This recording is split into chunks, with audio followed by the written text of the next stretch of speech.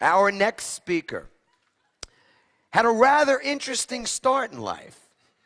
He went from a jail cell as a teenager to now inspiring audiences in more than 50 countries. He rose from a high school dropout to a multi-millionaire.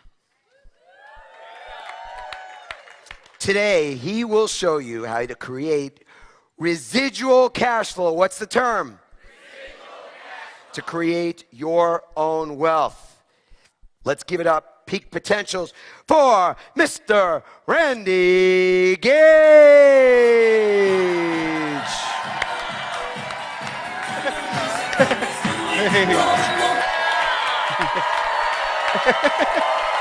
Okay, thank you. Okay.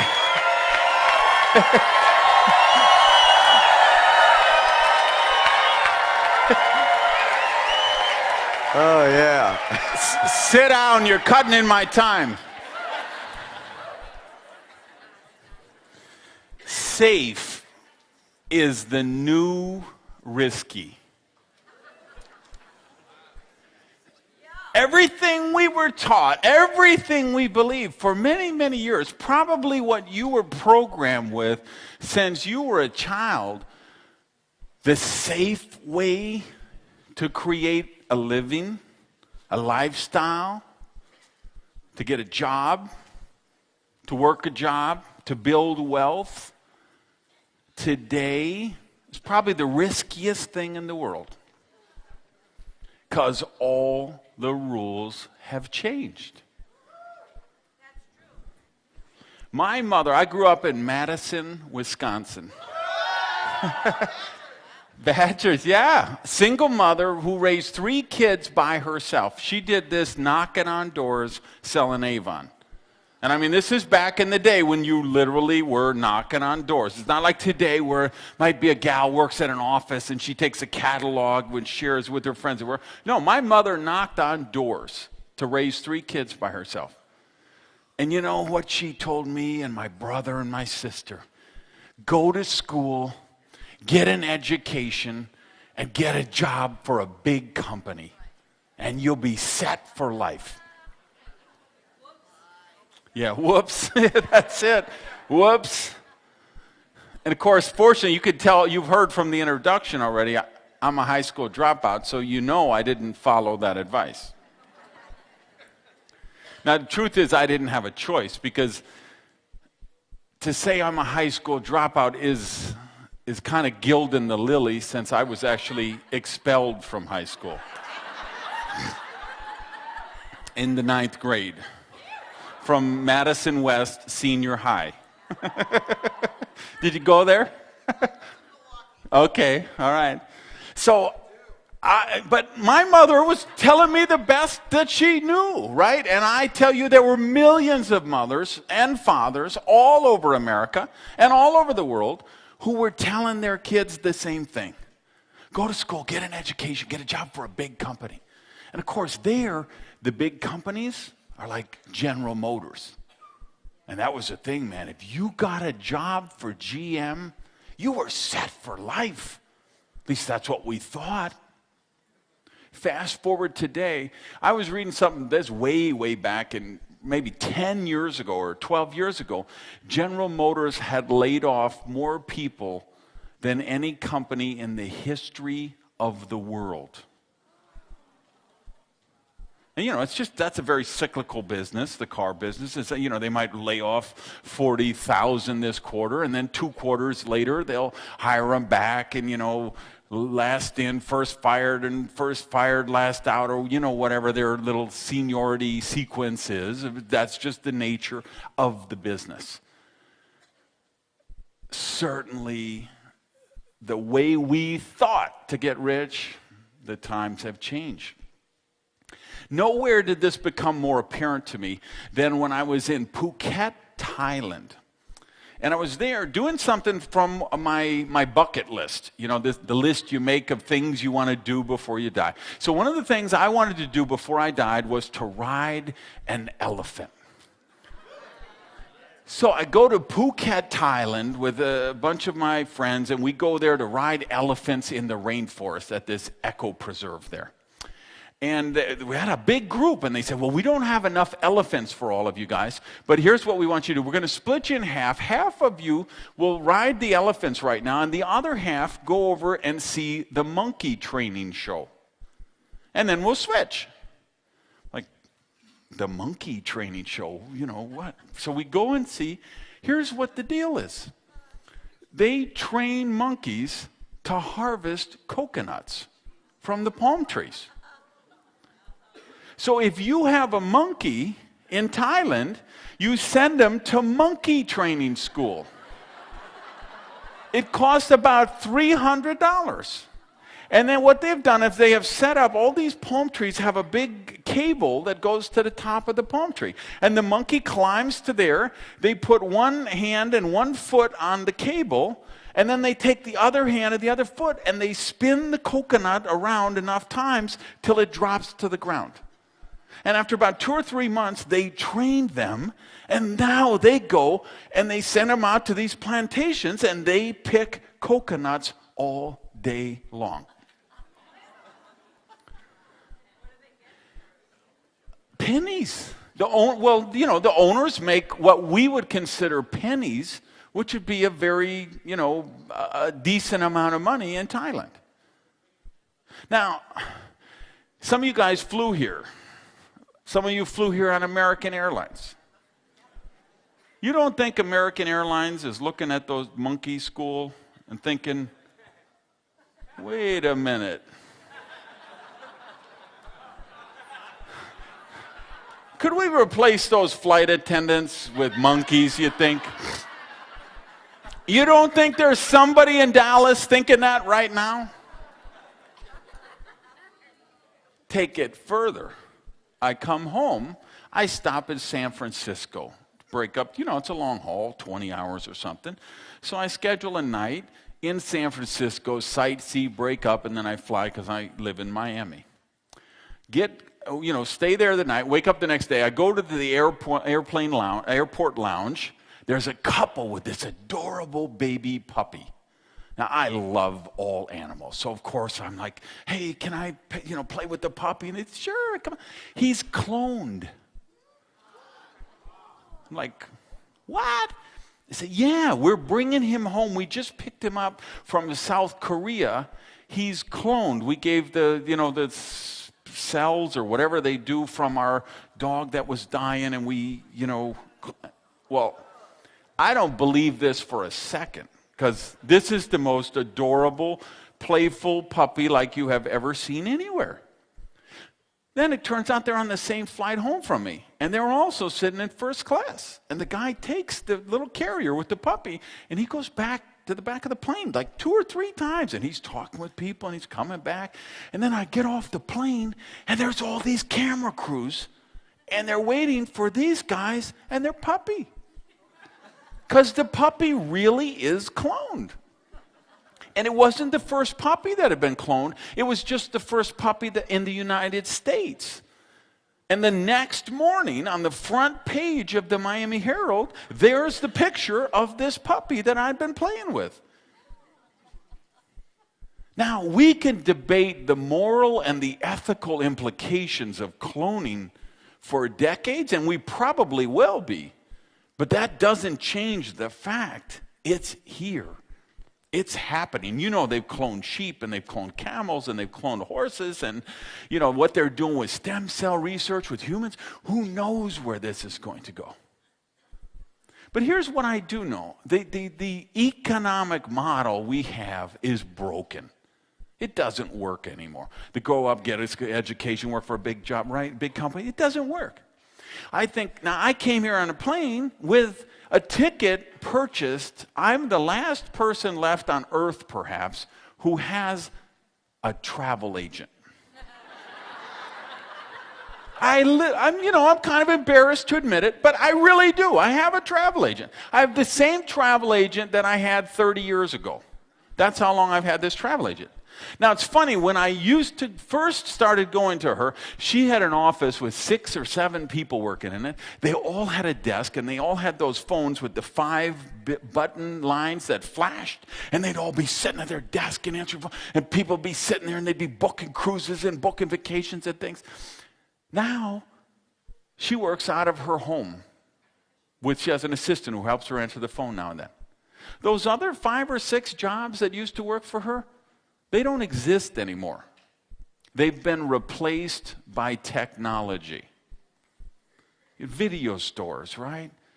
I live in South Beach. We had one of the coolest video stores in the world. One of those, they did all the art house films and the cool films and the documentaries. It had 100,000 titles. It's a neighborhood store. It wasn't a chain. So, and I don't watch many video, but I'd go in now and then. So I might get in once or twice a year. So I go in, and it's like half the store is gone. And there's like things on the floor where the shelves used to be. There's a guy working behind the counter. I'm like, dude, what's going on? And he's like, don't you know? Nobody goes to the video store anymore. They get them from their cable company. They watch them online. They stream them, download. Oh, I never really, yeah. So it used to be 5, 6 guys working in that video store. Now there was one. Those other 5 positions, they're gone forever. I go back a month later to eat lunch at a little restaurant next door. There's paper all over the windows. The store is completely closed down. So the last job left in the video store is gone forever. That's the disruptive technology Rand was talking about last session, right? When disruptive stuff happens, like technology, it changes the whole playing field. So everything has changed. So you look at this and you say, and if you work for one of those big companies right now, you have a target on your back. And the longer you have worked for that company, the bigger that target is. Because all the rules have gone upside down. It used to be, you could say with pride, I have worked for this company for 32 years. And you were honored for that. You were celebrated for that. You know what happens today? They say, he's been here 32 years.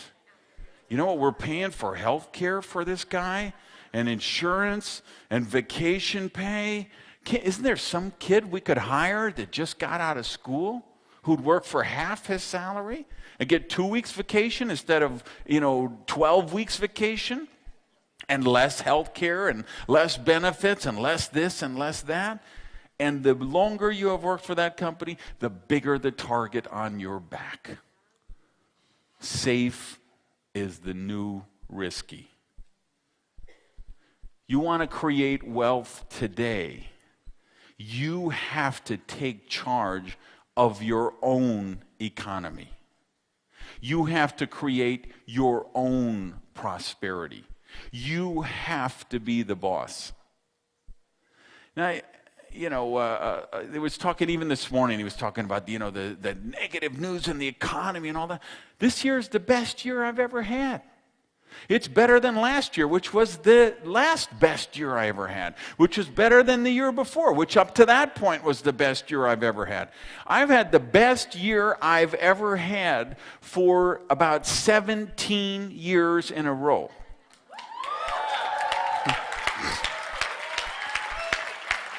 I'm on a vicious cycle of prosperity.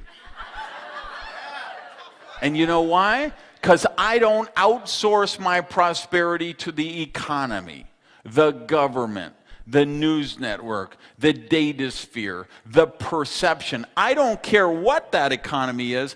I make my own economy, and you have to make your own economy.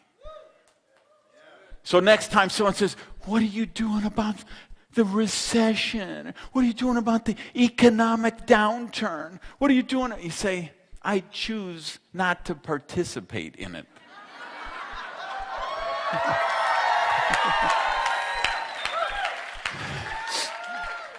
That's my mantra. I choose not to participate in that stuff. Because here's what we know. For every challenge, there is a corresponding opportunity. We know some of the greatest wealth created in the last century was created during the Great Depression. And whatever the biggest challenge you can find offers the biggest opportunity that you could find. The real estate bubble. Oh, it's collapsing. Reading the paper a couple of months ago, there's a guy, you know what he does? He goes and he buys foreclosed homes from the banks, and he sells them back to the owner that they're foreclosing on. So the guy buys a house, right? He bought it at the peak of the market. It was valued at $250,000. What's it valued today? 110 or something like that. What does the bank sell it for? 30, 40, whatever. So this guy, and they're telling the guy, okay, yeah, you can't pay the mortgage, we're throwing you out of your house, right? But they're still in there while these proceedings are going on. So this guy goes and buys the house for $40,000, let's say, from the bank.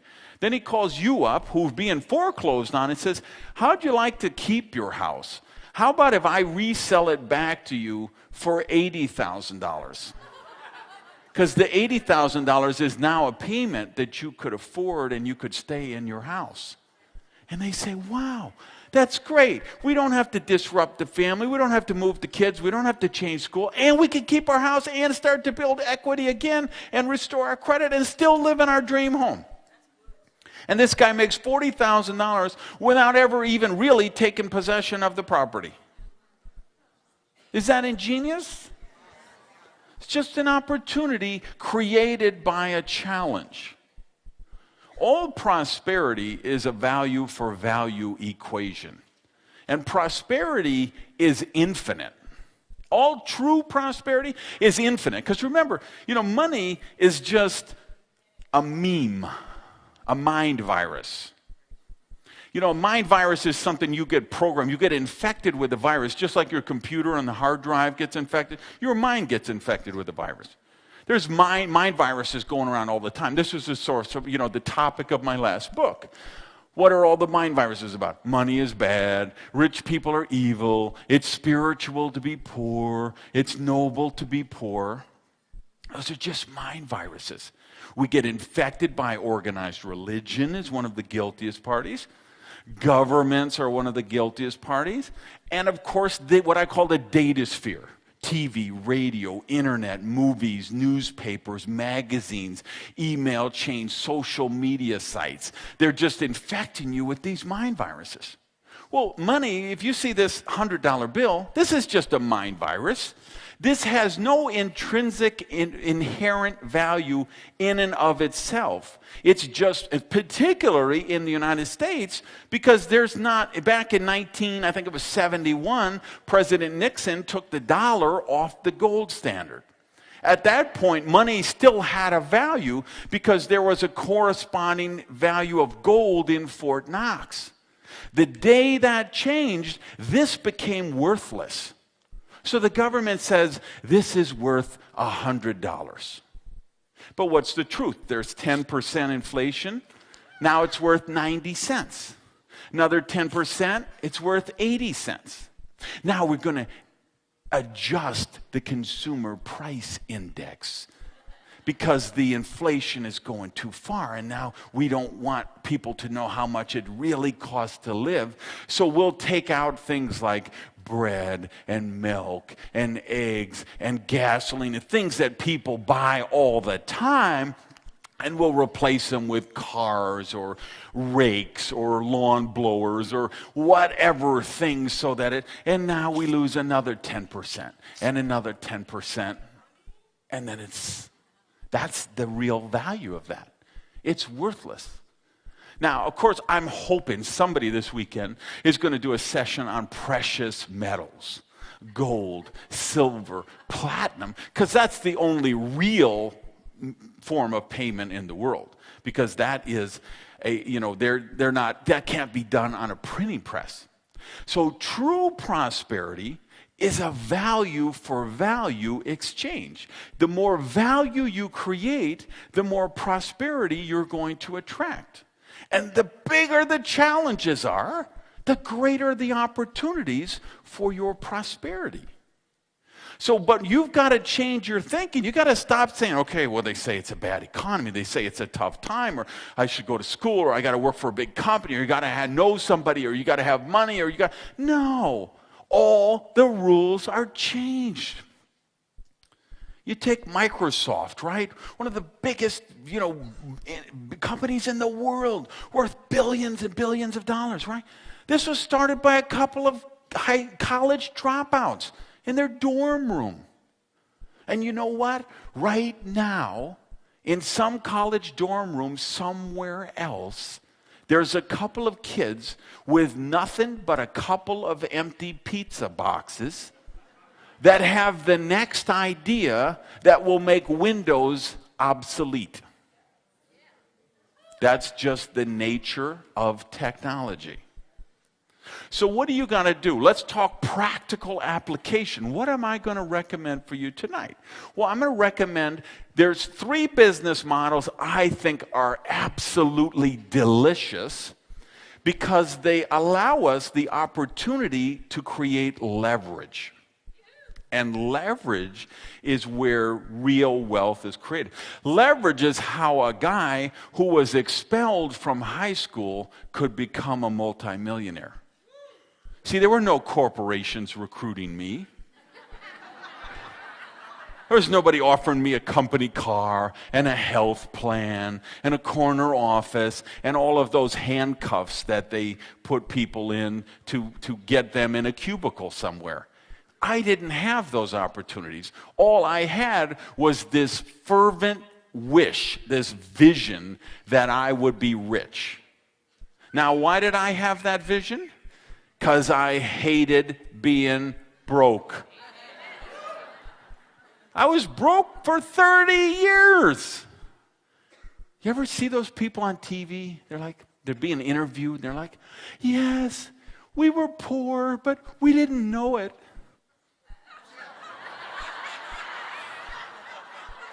Really? Because I was poor, and I knew it. And I hated it. Poverty sucks.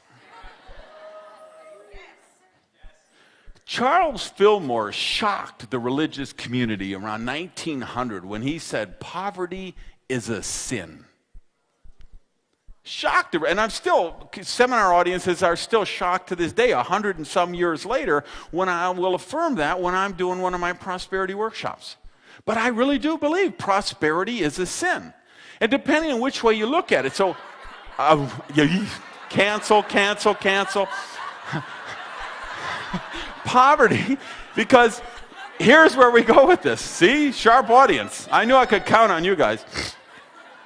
If you want to look at the biblical thing, right, you can go back. The Bible was actually written in Aramaic. And if you go to the original Aramaic, sin means to miss the mark. And see, I love that definition because I do believe poverty is missing the mark. I'm one of those crazy people who actually believes you were born to be rich. I really believe that. We were all born. We weren't all born rich. A lot of you were born poor, like I was. But you were born poor with the assignment to go out and become rich, because that is your natural progression. You look at those, the stages he talked about this morning, level 1, 2, 3, life equals A, B, C, D, E. That's the progression. I love that session. That was brilliant what he talked about this morning. And I just resonated with that because I think that's, as we develop our prosperity consciousness, that's how we should go. Now, some of you might have done the Course in Miracles. Course in Miracles, they define sin as a lack of love. And see, I'd be okay with that definition too. Because I would agree that it's a lack of love, because we're not accepting the love or the prosperity or the abundance that is our birthright when we live in poverty. We are meant to live lives of wealth, abundance, and prosperity. And true prosperity is infinite. Like love. Love is infinite, right? The more love you give away, the more you get back. Hugs. Hugs are infinite. Hey, give me a hug. Well, no, I've only got 8 left and the weekend's coming up. What is that? Doesn't make, right? The more hugs you give away, the more you give back. And money, this is just a mind virus. This is just some crap the government makes up to keep you enslaved. I think there's going to be a rush for this stage when I get done. So, true prosperity is value for value exchange. To create wealth with true prosperity, we want to use leverage. You know, that's why I loved Rand's session on licensing, because the licensing is a perfect example of how to use leverage. And if you look at, what does Madonna do? She uses leverage. She writes a song once and it gets downloaded 10 million times over and over and over. And then it's, the t-shirts and the concert and the albums and the posters and the whatever. What did J.K. Rowling use? Leverage. Ford, Firestone, Carnegie. Look at all the J. Paul Getty, Woolworth, Edison, all of them. How was the biggest wealth created? They all used leverage. If you read Think and Grow Rich and you look at, the 100 different people that Napoleon Hill studied with and mentored with for 20 years, the seminal work on personal growth and development, what comes out over and over and over again? Leverage. So I said there's 3 business models I like, and one I'm going to recommend tonight and I want to share with you for a few minutes. Here's the 3 business models I like. Number 1, and these are in no particular order. I like all 3 of them, and I practice all 3 of them. Number 1, information entrepreneur. This is what Harv was talking about in the video when he talked about creating that funnel. No matter what, if you know etiquette, you could be an information entrepreneur. You got ideas on how to raise a healthy, happy children, you can be an information entrepreneur. You know how to invest in real estate, you know how to invest in the stock market, you know how to repair old houses, you know how to renovate old boats, you know how to hit home runs in softball, you know how to putt in golf, you know how to play the violin, you know how to teach, how to learn to play the piano. Anything you know which you're good at, you could become an information entrepreneur if you've got information or skills that people would pay you money to learn. So I like that, and I do that. I've never considered myself a speaker. Even you've heard, I spoke in 50 different countries. I spoke to more than 2 million people, thousands and thousands of speeches. But I've never considered myself a speaker. I'm an information entrepreneur. And speeches and seminars are one of the ways that I sell my information. I also have DVDs, CDs, CD-ROMs, books, booklets, special reports, coaching programs, consulting services, digital products. People can buy my information in whatever medium works best for them.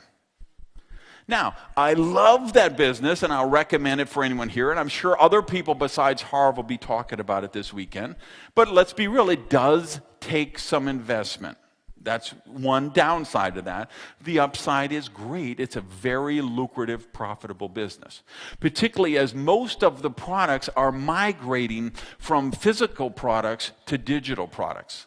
I'm up to about 70% of the stuff we sell is now done in digital form versus physical form, and that number seems to be going up 10% a year right now. So when you're selling MP3 files, I mean, your cost is nothing once you produce the original content. Just like you heard about the licensing from Rand. So business model 1 I love, information entrepreneur. Business model 2 I love, real estate. And I'm hoping somebody this weekend will be doing a session on real estate. That won't be me. That's not my expertise. I've made a good amount of money with real estate, but I'm not an expert in it. But I love it because, again, like information entrepreneur, because what do I do when I do create a CD or a DVD? I'm doing the same thing Madonna does, the same thing Prince does. And I don't sing like Prince. I don't sing like Madonna, but I can use the same business model they do. Real estate, same thing. You can buy, and I'm not crazy about this buy real estate with no money down thing. I don't think that's a good thing, and you've seen the results of that over the last few years. However, you still can use leverage. The fact is, you can go buy a $100,000 property with a sensible down payment. You could put down $25,000 or $35,000 and still get $100,000 worth of property, which you could renovate and flip over, or you could renovate and rent out and create steady cash flow. So I like the real estate model. Now, the real estate model also has the issue, it does take some money and it does take some expertise. This is where people have got into some trouble because there were a lot of people selling these real estate courses in the 80s, and it was just buy everything, no money down, and you just had people buying stuff. And, it's even Robert Allen, who was one of the original guys who wrote one of those books. I mean, he talked about, you got to feed the alligator or eventually the alligator is going to eat you. And he went through a couple of cycles where he had the alligator eating him. So there, you've got to be, so just, buying a bunch of stuff on total leverage, I don't think that's a prudent way to create prosperity. But there's a measured way, a mindful way to create prosperity through real estate. And the key of this is, of course, you want to do it so you never have to sell it. Like if I take the condo I live in, when I bought it, it was worth $1.1 million. If I appraised it, and I haven't appraised it, but let's say if I would have appraised it last year, it might have been worth $600,000. You say, I lost $500,000. No, I didn't lose $500,000. I still have a gorgeous condo. It's the best building in South Beach, the only one with parking, marina, no noise, side street, right on the water. And you know what? It will come back to $1.1 million. And then it'll go to $1.3 million, $1.5 million, and even $1.8 million or $3 million. Who knows where it's going to end up? The key is I didn't have to sell it when the market tanked, right? So you've got to be mindful of the cash flow. If you do that, real estate is a wonderful way to create wealth. Here's the third one, and I'm going to shock some of you in this room. Network marketing. Okay, I will shock some of you and delight others of you. Multi-level marketing, MLM, or network marketing, is one of, I think, of the three, this is my favorite because this is the one, a guy who was thrown out of high school, who didn't have money, who didn't have connections, who didn't have skills. I could learn the business and become a multimillionaire. And it's all about cash flow. See, in the new economy, cash is king. Real estate? You know what bargains are out there in real estate right now? If you have a cash flow coming in like I have coming in from network marketing, do you know the kind of property? Because I love real estate. Like I say, when I look, one of my goals is to be a billionaire. And I look at the billionaires and I say, well, this one did it with real estate, this one did it with real estate, this one did it with, a lot of them did it with real estate. And what I see, it's usually commercial real estate. They're buying office towers. DeBartolo did it with shopping centers. Developers are creating whole projects. Well, that takes serious money. That takes serious cash flow. Well, I have serious cash flow.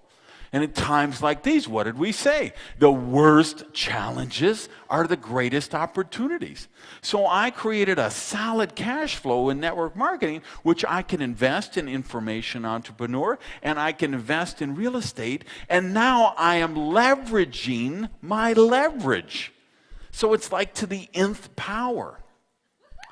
So you go out here, what I'm going to recommend, no matter what you do this weekend, I hope everybody bought Rand's kit and you want to do license. And whoever comes after me, I hope you buy their kit. Who's ever tomorrow morning, buy their kit. The real estate guy and the penny stock guy and the precious metals lady and this business and the giant gumball machine and the wash on cars machines or the ceiling tile cleaning franchise or the car, whatever you decide to do.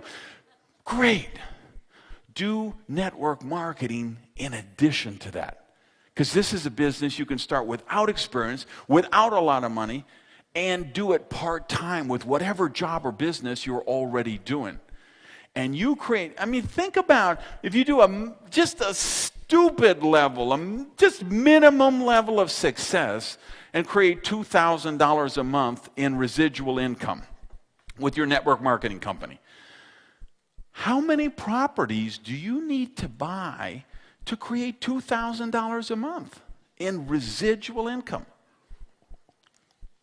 How many CDs would you have to buy? How much money would you have to have in the savings account, you know, at 2.3% or whatever they're playing right now? How much money would you have to have in the bank to get $2,000 a month? $5,000 a month. Just $5,000 a month, residual income from network marketing, which I can show you how to do in your sleep. If you're a brain-dead moron on crack, I can show you how to make $5,000 a month like that, right? And now, how many properties would you have to buy? You'd have to have $1 million worth of property with positive cash flow. And ask how many real estate investors right now, how many properties they have with positive cash flow, because it ain't that many. Ask how much money would they have to have in the bank? How much money would they have to invest in a different type of business to create $2,000 a month, $5,000 a month, $10,000 a month? I'm going to talk today, for you guys serious, I'm going to talk about creating $100,000 a month residual income. And you would be shocked how many people in Herbalife and Shackley and USANA and Amway and New Skin and Old Skin and In Between Skin, how many of these people, us who are making $50,000, $75,000, $100,000 a month with no overhead, no employees, no personal guarantees, no contracts, no offices. So let me tell you how it started. 32 years ago. So Thursday night, and the phone rings. It's my business partner. We're running a restaurant together, losing our shirt. So Jimmy calls me. What are you doing Saturday afternoon? I don't know, why? So I met this guy. I was at the gas station, filling up my car with the gas. The guy started talking to me. He's coming over to the house. And I want you there to protect me because I think it's Amway. I'm 20 years old. I say, Amway? What's Amway? He says, you know Amway. It's that thing, they draw the circles, you know, and they put the circles underneath the circles about making the money. I say, Jimmy, I don't know nothing about circles. I don't know nothing about Amway. But if it's about making money, we need to make money because we ain't making any. He says, come over to the house Saturday afternoon. So I go to his house Saturday afternoon. The guy shows up. His name is also Jim. He gets a yellow legal pad, just like this, a red pen, and he draws a circle. And he writes, you, in the circle. And then he drew 5 circles under the circles. And the 5 got 5 was 25. And those 5 got 5, 125. And 6, 25. And 3,000, 125. And 15,000 and 78,000. I'm like, I'm in. So you can see what a good, so Jimmy, of course, he has to sign up so he can sign up me. So you can see what a good job I did of protecting him. Now, I'm this 20-year-old pathologically shy guy with no people skills who needs a lot of personal development. You heard, I was in jail at 15 for armed robbery. I was a teenage drug addict. I was a teenage alcoholic. I made a lot of really bad choices, okay? I come from, in my family, when we have a family get-together, our motto is, we put the fun back in dysfunctional, okay?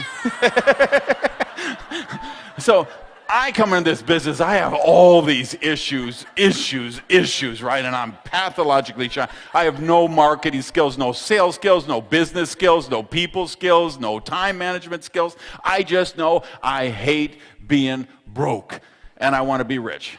And in those days, when you joined the Amway Corporation, you got a 3-ring binder like this thick. And it said, this is how you do the business. So they said, you call your friends and you read this script exactly. I said, okay, these people, they must know what they're doing. I don't know what I'm doing. So I pick up the phone. I get my big binder. I say, hello, friend's name here.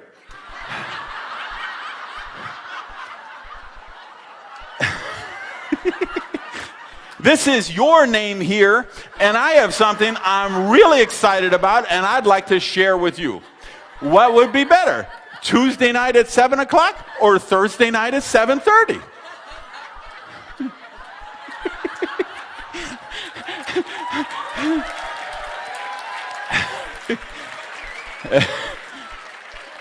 And my friends are like, why are you talking so funny? Now, interesting thing, I had never heard of the Amway Corporation.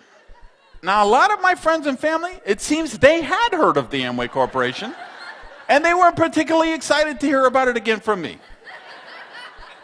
So 6 months, I'm working the Amway business, calling up people, going, talking to everybody I know. In 6 months, I sponsor one person, my roommate.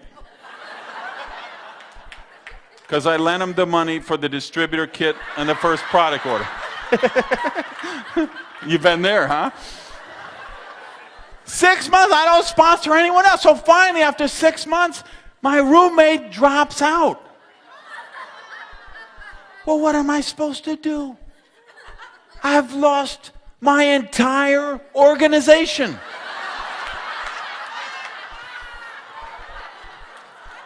So I quit. But of course, I've already prospected everybody I know. So of course, when anybody joins anything like that, they say, call Gage, he's into those things. So a couple of months go by, I get a call and he says, I got a deal just like Amway, only better.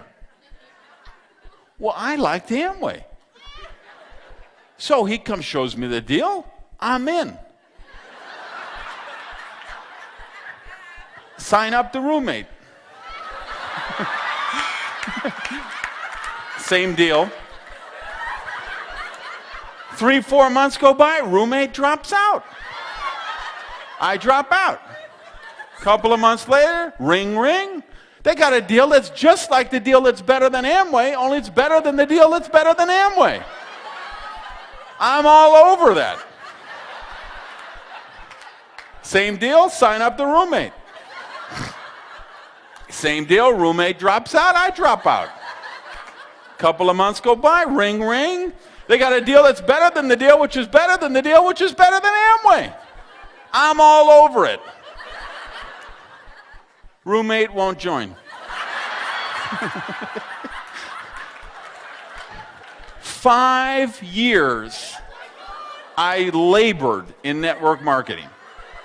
5 years I bought products. I bought tapes. I went to meetings. I drove my broke-mobile Plymouth, okay, and parked it in the back behind the restaurants, or 2 blocks down the street, so they wouldn't see my rusted-out broke-mobile, so I could go in and talk about traveling the beaches of the world. And we have joy, and we have fun, we have seasons in the sun, and the... 5 years I lost money. 5 years I tried to sell the dream losing money. And after 5 years I say, this dog don't hunt.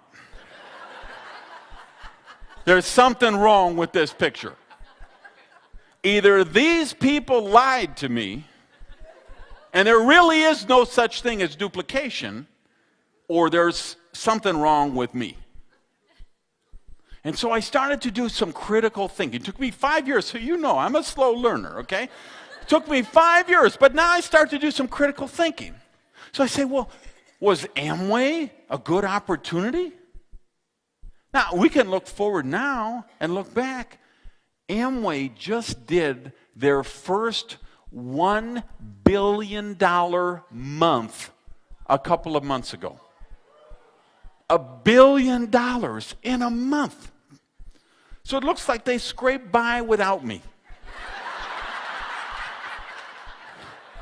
Right? How many millionaires did Amway create? And then I looked at the second one I joined, and the third one I joined, and the fourth one. And I was in dozens. Because, you know, at that time, my dream was to make $10,000 a month. Because if I made $10,000 a month, I would have been the richest person I had ever met. Because I said, $10,000 a month, you could never spend that much money. Because coming from where I was, I mean, those days a car payment was like $200 a month or $150 a month. Your rent was like, and I mean, you could buy everything you needed for $1,000 a month. And I'm like, who could possibly spend $9,000 a month? You couldn't spend that money. But meanwhile, I wasn't making any money, so I said, well, I'm not doing it in one program. What I need to do is I'll join 10 different companies. And I'll make $1,000 a month in each of them. And they don't compete with each other because they're all different product lines. And this one has a car polish, and this one gives a free bonus car so you could use the polish for that. And this one sells long distance service, and you need long distance service to build the other one. And this one, you know, well, and of course that doesn't work. You could build one company only. But I didn't know that. So I'm tried to. So by 5 years in, I've been in literally dozens of companies. And when I look back, I say, there are people who were making money in those companies. There were people who were driving free bonus cars in those companies. There were people walking across the stage with those big bonus checks in those companies. There were people creating wealth, and they had the same compensation plan, the same product line, the same marketing materials, the same everything. What was the one thing different in the equation? Me. So I said, duplication has to be real because there's people doing it. What do I have to change? So I began my study of the profession of network marketing, which I have been on for another 27 years since then. And I learned a couple of things. See, the difference, here's the thing with, and by the way, why should everyone in this room do network marketing? It's the best benefits in the world. You pick the people you work with, you choose the hours you work, great tax advantages for a home-based business, great travel opportunities, unlimited income potential, doesn't matter if you're young or old, doesn't matter if you're woman or man, doesn't matter what your education or your lack of education is, the only ceiling in this is what you set on yourself. And the best part of it, you become successful by helping other people reach success. See, network marketing, you get paid exactly what you're worth. Now, that's either going to scare the hell out of you or it's going to liberate you. Because you get to choose. That's the good news. You get to choose. You can be the slumdog or you can be the millionaire. But you make that choice. And you make that choice by who you become. Because network marketing is like the ultimate fast pace of personal development. I had to grow myself. I had to develop people skills. I had to develop self-discipline. I had to develop time. I had to develop character. But here's the difference in network marketing versus the corporate world or any other business. When you join a network marketing company, you have this whole sponsorship line of people above you who have a vested interest in your business success. That's what makes the learning curve in this. So any other business, you go to that and there's, you join a company, that person doesn't want to train you. Because you know why they don't want to train you? Because they're going to say, here's the new guy. He just graduated from college. Would you give him some training? You're saying, as soon as I trained this kid, the target on my back just got bigger. And pretty soon, how long is it going to be? You don't think of this corporations, we talk about the monkeys with the coconuts. How long is it going to be before they say, well, we could just clone 15 of him, so why do we need you and you and you? Where are we going? Monkeys harvesting coconuts, cloning, who knows? All I know is I'm taking care of my own prosperity. So in network marketing, you create the value and you get paid what you're really worth. You help other people become successful, you become successful. Now, why don't more people do it? Because they think it's a sales business. Let me tell you a secret, what I learned. It's not a sales business. The people who sell stuff in network marketing, they don't make a lot of money. This is the difference. One of the training albums I did was how to become an MLM rock star. Because what I learned is there's two kind of people in network marketing. There's the MLM grinders, and there's the rock stars. And the grinders, they're always sponsoring more people. They're trying to replace the people who drop out. They're like the guy at the circus who's spinning the 5 plates, and he gets to the 5th plate, and then he's got to go back to the first one. And they have to do all the presentations. They have to do all the meetings. They have to do all the trainings. They're like the superhero of their organization because everything is about them. Those are the grinders. They don't get any residual or very little residual, and certainly no passive. But at the higher levels of networks marketing, the MLM rock stars, you know what we've discovered? That it's about culture. You create the culture for your team. And if you create the right leadership culture, this is where the duplication lives. And so you create this leadership factory. And you teach people how to develop these skills. And it's not about sales. See, because what happens is most people know network marketing from looking on the outside. And what do you know what they see? The buttons and the bumper stickers and the yard signs. Lose weight now, ask me how. The buttons and the signs and the intersection and the flyers on the cars. Let me tell you a secret. I don't go around putting flyers on cars. I don't put buttons in my Ravazzolo suits. I don't have magnetic signs on the side of my Vipers.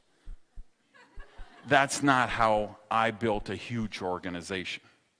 I built a huge organization understanding that it's not a sales business, it's a teaching and training business. So most people, they see the buttons and the bumper stickers and the yard signs, and they think, well, that's how the business. They say, well, tell me what I have to sell, and then who do I have to sell this stuff to? And who am I going to get to sell this stuff? Those are the grinders. Those are the people that make $200 a month, and they do it for 30 years. The rock stars, what I do when I join the business, I say, after I learn this, I say, I'm going to look for people with good teaching skills. I want yoga teachers, softball coaches, kung fu instructors, ballet teachers, school teachers, college professors, professional speakers, HR resource trainers, people who have good teaching skills. Because see, if you're a real estate person or an insurance salesperson or a timeshare salesperson or a car salesman, you got 10 people a week pitching you on network marketing, don't you? If you're a school teacher, nobody's talking to you because they think it's a sales business. See, me and my people and people who follow my system, we're the only ones talking to the school teachers. I don't want a super real estate salesperson in their $1 million round table because they're going to go out and sell distributor kits. And they'll sponsor 30 people in a month, and 29 of those people are going to drop out the next month. You know who I want? I want the housewife in Idaho who's teachable, who will follow a system. How have I created a huge organization around the world? 95% of the people I brought into business have never been in network marketing before. They got a dream, they're coachable, and they follow a system. To become a rock star, it's about the culture. It's about the system. You create a step-by-step, duplicable system. This is the tool. And everything like in my team, it's all plug and play.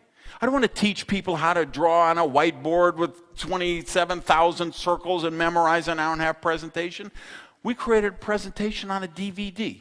So I can sponsor you into the business on Monday, and you could be adding people to your team on Tuesday. Because you bring them over to the house, you take a 30-second introduction, you put a DVD into the player, they see the presentation, and you hand out the packets at the end of the presentation. And the person in the living room says, hey, I could do that.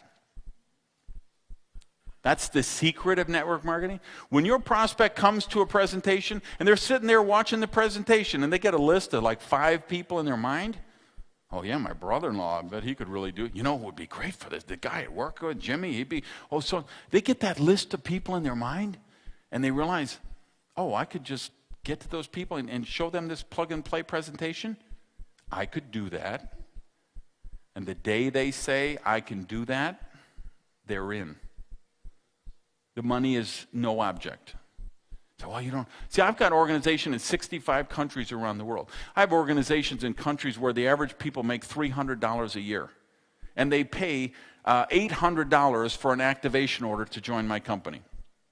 In a country that makes $300 a year. You say, how is that possible?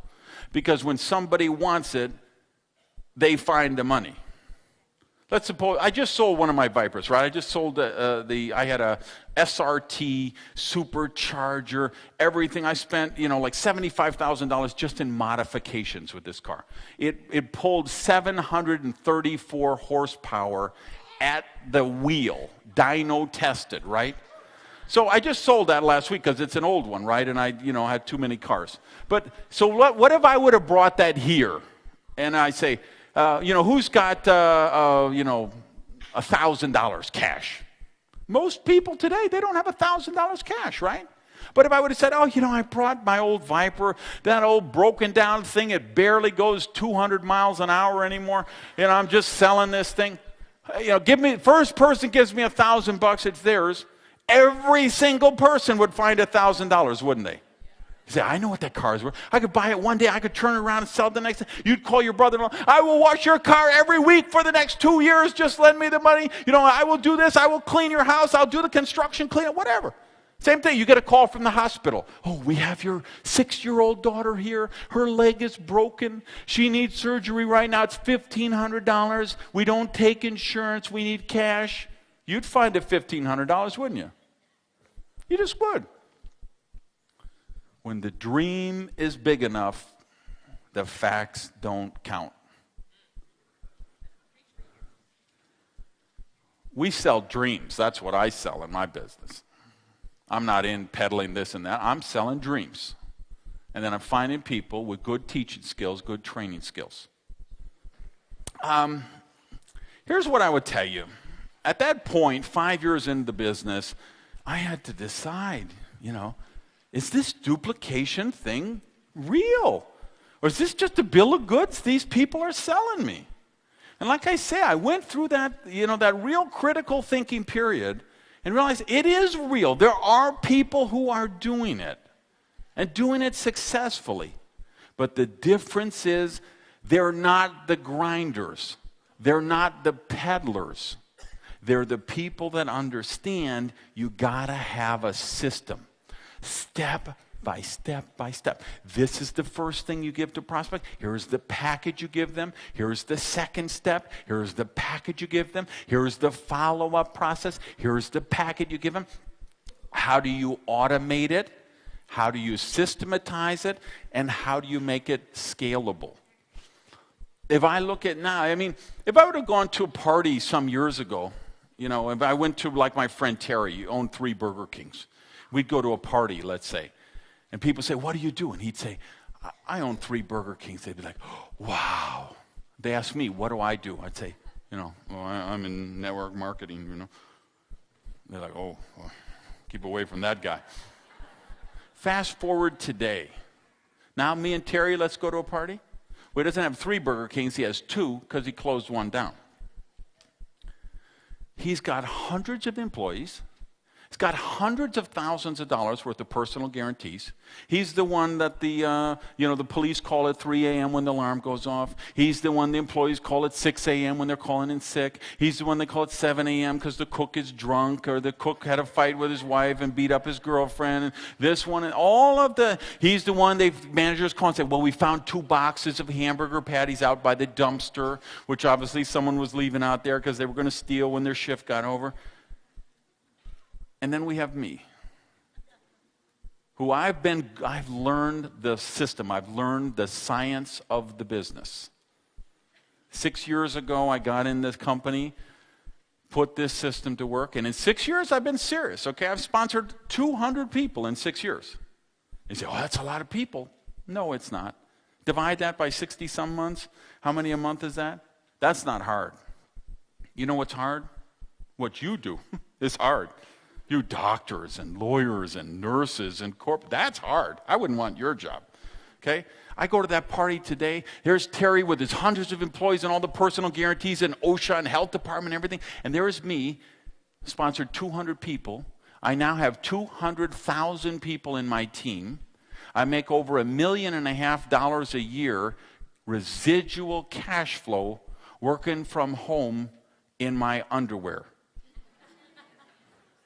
Who's the king of the party now? Safe is the new risky. Forget that economic model is broken. The new model is take charge of your own prosperity and do it today. Peace. I love you guys. Thanks. Renegade!